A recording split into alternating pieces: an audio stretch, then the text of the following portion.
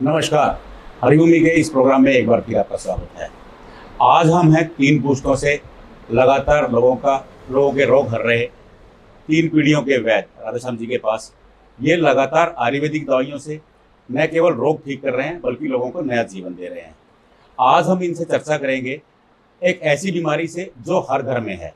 Junk food खाने से न केवल लोगों के पेट खराब हैं बल्कि उन्हें तरह तरह की बीमारियां भी हो रही हैं।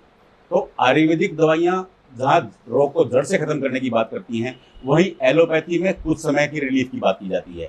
तो आज हम चर्चा करेंगे कि आयुर्वेद में जंक फूड खाने के बाद होने वाली बीमारियों से कैसे निपटें, उनका निदान क्या होगा, उनका घर में इलाज कैसे हो सकता है, या फिर आयुर्वेद में उनका इलाज क्या बताया गया है। वैद्य जी नमस्कार। सभी दर्शकों नमस्कार। वैद्य जी, लगातार बीमारी आ रही है कि जंक फूड खाने से जो बीमारियां उत्पन्न हो रही हैं, ऑक्सीडेशन जिसको कब्ज कहते हैं, वो सबसे गंभीर रोग होता जा रहा है और खासकर युवा पीढ़ी में ये लगातार देखने में आ रहा है। तो इससे कैसे निपटा जाए? देखो, पहली बात तो घर में जो बर्तन है सिल्वर के एल्युमिनियम के, उसको निकालिए घर से। अगर वो चलता रहेगा तो ये कब्ज वगैरह ठीक नहीं होगी। जैसे कि आप उसके अंदर नींबू डालोगे ना सिल्वर के बर्तन के अंदर, तो उसके अंदर जिंक ऑक्साइड बन जाता है। तो जिंक ऑक्साइड सबसे खतरनाक है, और नींबू सभी डालते हैं सब्जी के अंदर। और दूसरा, जैसे आंत उतर जाती है, वो क्यों उतरती है? सिर्फ कब्ज के कारण। और अल्सर, संग्रहणी, कई बीमारियां पैदा हो जाती हैं जिंक फास्ट फूड खाने से। एक जीवो मोटो है जो चाइनीज नमक बोलते हैं जिसको, जैसे ये बर्गर बनाते हैं या चाउमीन बनाते हैं, उसके अंदर डालते हैं सर वो टेस्ट को बढ़ाने के लिए, और वो आंतों को बिल्कुल नुकसान करता है। और आप देखते भी हैं, जैसे चाउमीन है, चाउमीन गलते नहीं है पेट के अंदर, साबुत निकलते हैं। अच्छा। हाँ जी।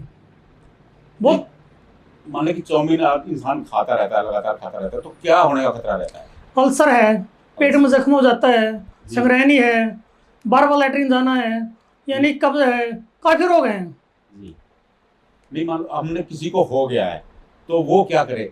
अगर लगातार जंक फूड खा रहे हैं, ऐसी कोई औषधि आपके पास है जो जंक फूड के साथ खा ली जाए तो वो उसके दुष्परिणाम ना हो? नहीं, उसके लिए तो जिन फूड खाते हैं ना जैसे, जी। तो मान लीजिए उसको सबसे बढ़िया तरीका है आंवला।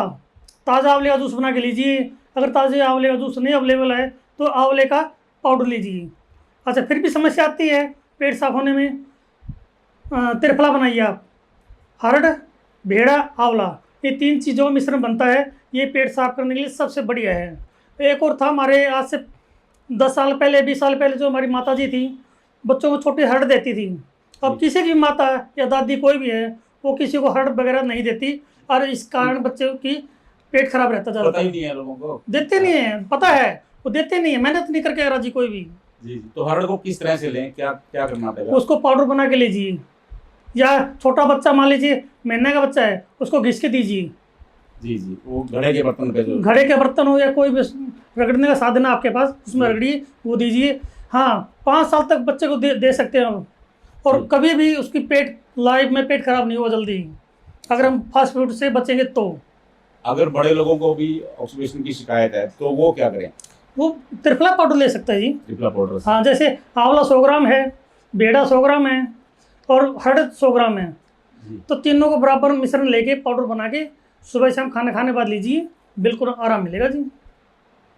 अगर मान लो कि कब्ज लंबी चली गई है, बहुत साल से कब्ज हो रही है, वो इससे ठीक हो जाएगी आंवला खाने से? वैसे ठीक हो जाती है, जी। ऐसी कोई दिक्कत नहीं। फिर भी कोई समस्या आती है तो बगैर वैद्य से मिले तो समाधान नहीं होगा। अच्छा अच्छा। हाँ जी। वैसे उसकी क्या औषधि होती है अगर हम लोग चाहें? क्योंकि देखिए, दवाई कोई भी ले वो चिकित्सक की सलाह से लेनी चाहिए। हाँ, लेकिन मैं आपसे पूछना चाहूँ कि वैसे दवाई होती क्या है उसकी?